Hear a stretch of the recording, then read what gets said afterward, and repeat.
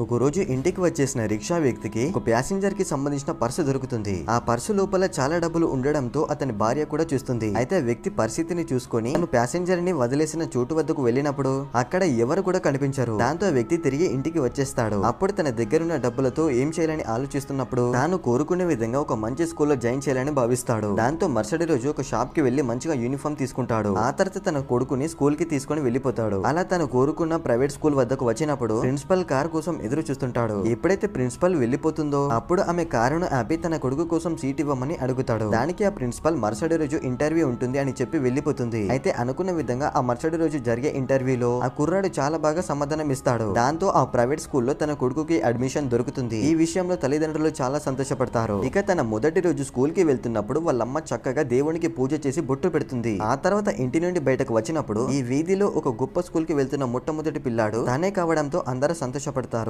అలానే ఆ తండ్రి తన కొడుకుని తీసుకుని స్కూల్ వద్దకు చేరుస్తాడు. అయితే తను కలలు కన్న విధంగా ఒక పెద్ద స్కూల్లో తన కొడుకు వెళ్తుంటే తండ్రి కళ్ళలో నీళ్లు వస్తాయి. వీడియో నచ్చితే ఒక లైక్ చేసి ఎలా ఉందో కామెంట్ చేయండి ఫ్రెండ్స్.